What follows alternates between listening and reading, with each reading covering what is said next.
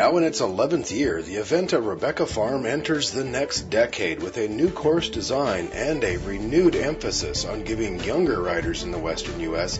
a chance to compete at a world-class 3-day event. With its original cross-country course designer, Mark Phillips, coaching the U.S. team at the Olympics this year, a new course designer was brought in. Ian Stark, who has won multiple Olympic medals, is the new designer at Rebecca Farm. But he's been here for 10 years and he's done a fantastic job. And the biggest problem for me is I've never seen the competition run. I've seen a bit of video of recording of it, but I haven't actually been here for the live event. And then the aim was to turn the courses round, so give it a completely new look. And so I basically could come in with a blank canvas and start again. Stark has created a new cross-country course that reflects current trends in eventing. This means the cross-country course will be a more straightaway, forward-running course with more challenging fences and crossings along the way. Stark has also turned the course around from its previous configuration and is running it clockwise this year. We've concentrated a lot on turning the track round, and so a lot of it's what's been here before, just my idea of interpretation at the water jumps, for example. But we've got a new coffin fence, or they call it, I think politically correct, people call it the hollow now rather than coffin, but we still refer to it as the coffin jump in the sport, where it's the log and then a ditch and then and coming out as a corner.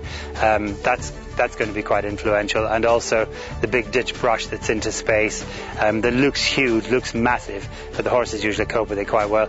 So they've got to really gallop to that, and then they've got to land and hold for the accuracy question afterwards. But it's on a straight line. It's all a question of that the riders can be balanced and bold and still hold their line. I think it's going to be a great transition. We've had Mark here for 10 years, and he's done a really good job bringing us to where we are right now.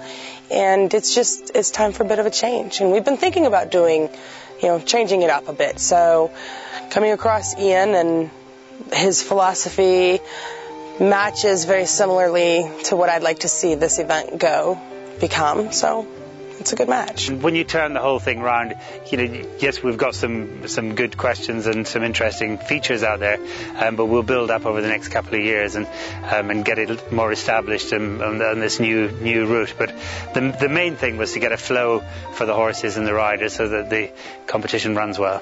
What I'm looking for is the riders are going out there and they're learning to ride from A to B. I want to see them riding forward, positive, attacking, and I want to see them not pulling their horses around twisty turny tracks.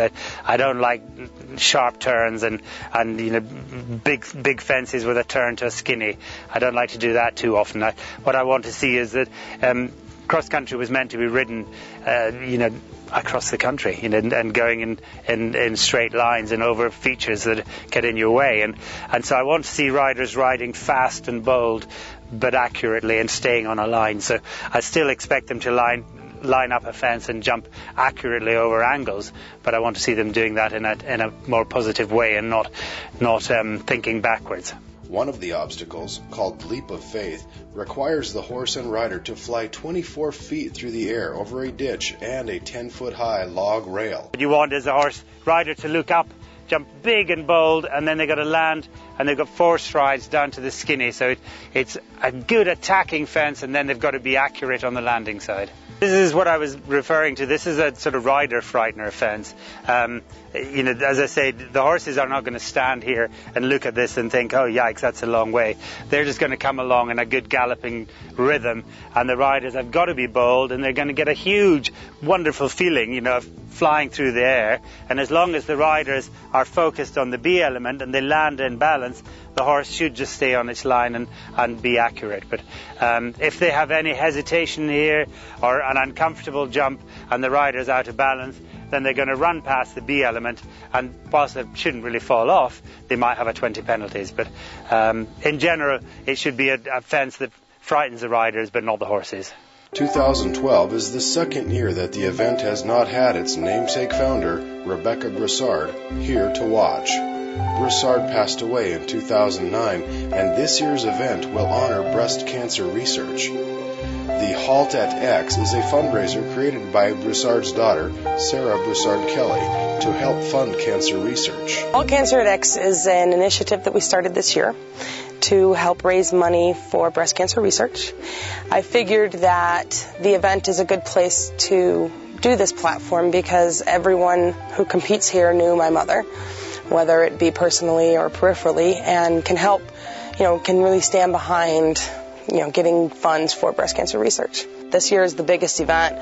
We have 493 competitors at this point and accepted nearly 600 entries. So, this is definitely probably the biggest that we can be. And for the 10 days spanning around the event, it becomes its own organism, its own living, breathing being with all of these wonderful people that come as competitors, the spectators that come, the trade fair, the officials. It's just amazing the different types of people that can all gather here and have an absolutely wonderful time and walk away from it learning something and feeling proud of what they've created. The event here at Rebecca Farm is a big deal in the event world, but in the scheme of the real world, it's just another horse show. And so this is kind of a way to take this event that so many people love and enjoy and support and help bring it onto a world scale, make a difference to the world.